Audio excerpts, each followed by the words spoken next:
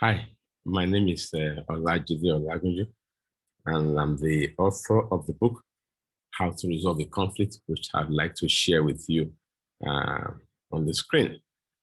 Uh,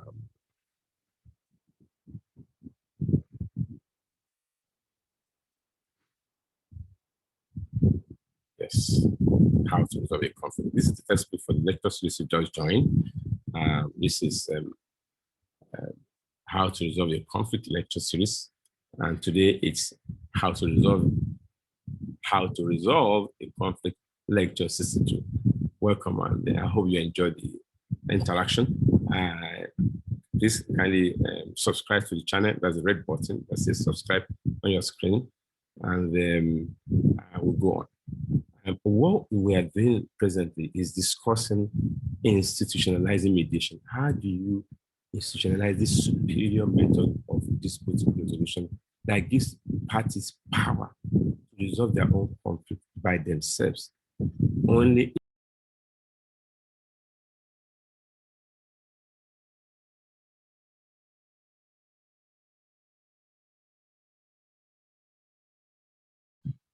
Only aided by the mediators. The mediator does not decide for the parties. The parties decide the outcome of the conflict.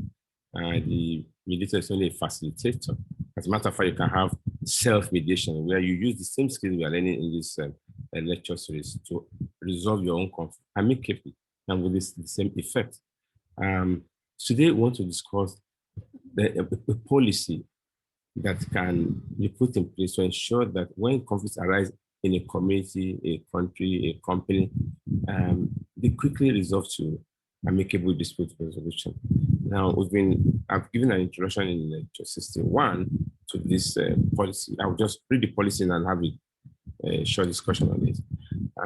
Quote, the policy. The policy could read as follows. Quote, name of organization, dispute prevention and management policy, recognizing that in every human interaction, conflicts may arise and that discussing and using voluntary conflict resolution methods can often resolve conflicts amicably and at much less cost than adversarial processes. We pledge to work to prevent disputes by making efforts in good faith. One, to consider establishing appropriate dispute avoidance and conflict resolution procedures when entering into agreement. Two, to explore the early resolution of conflicts through direct discussions, mediation, or other voluntary conflict resolution process before considering litigation, arbitration, and other adversarial methods. We further pledge to make this policy known to all our members and the public. Signed, President. So that's a policy. And you could adapt this one that I have here in the book to your organization, to your country, to your corporation, your community. So that anytime there's a conflict, people just rely on that policy to resolve the conflict amicably. I read on. To realize the objectives of this policy statement, training for in-house mediators could be arranged so that the organization could mediate conflicts from various members and branches. For example, an economic organization such as the Chamber of Commerce could train and maintain specialist mediation panels, such as construction mediation panel, bankers mediation panel, security and finance mediation panel, oil and gas mediation panel, etc. For a political organization, such as a political party, they could have mediators for various geographical areas, e.g., city/county mediators, regional/state mediators, federal or national mediators, to deal with internal and external conflicts at various levels. The obvious advantage, apart from the concrete realization of the policy statement, is that individual members would have access to mediators easily and timely. The organization will also be largely able to maintain a firm control over conflicts that are of interest to its well-being, both from the perspective of individual members' welfare, as well as the organization, as well as at the organization level. Such a policy statement would not foreclose the members' rights to obtain urgent legal relief before the commencement of the mediation process. Furthermore, lawyers could be could take part in mediation. The process has room for robust advocacy, although not for antagonistic arguments and fault finding. So that's all about the policy. Very simple, straightforward. You sign the policy and make sure it is applicable group-wise, community-wise, nationwide, and then that people know about it, so that they know that whenever there's a conflict, there's a result to amicable dispute resolution. They know where to go, and conflict is not abused to cause additional pain, but it's used as an occasion to understand how can we improve our relationship, how can we bake bigger cakes, how can we have a better, richer life, and then they go to the mediators you've put in place under the policy, and they have a robust dispute resolution process that has them as the commander, as people in charge of their own destiny, because they decide the outcome of the mediation, even though they may be helped by a mediator to manage the conflict. I think what you have here is a very rich policy. I recommend it to all. You are free to use it, to adapt it to your own peculiar situations.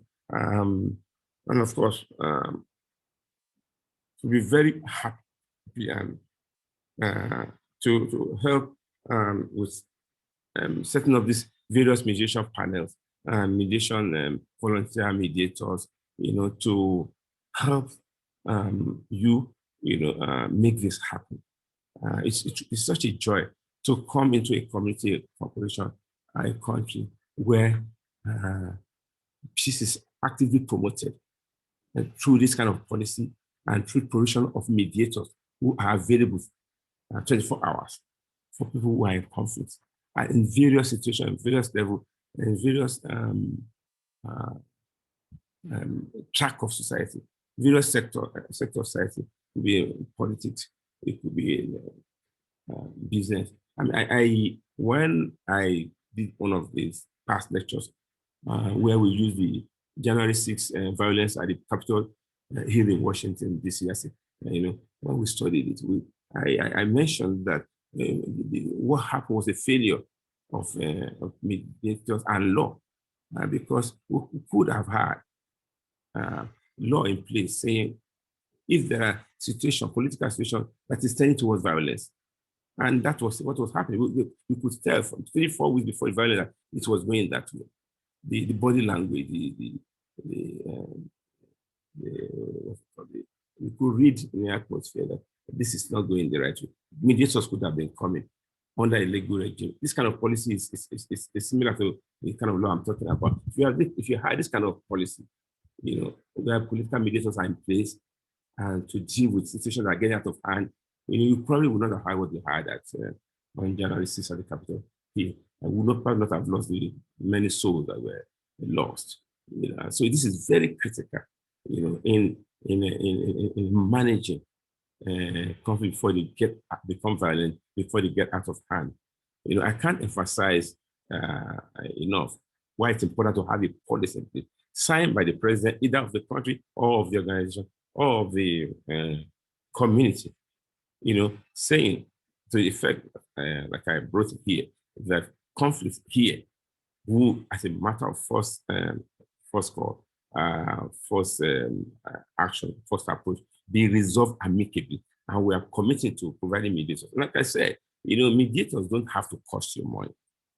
You could have volunteer mediators. Many people in society will be happy to be volunteer mediators. I've seen it happen. The peace that you could feel in the USA pre 9/11 was driven by volunteerism.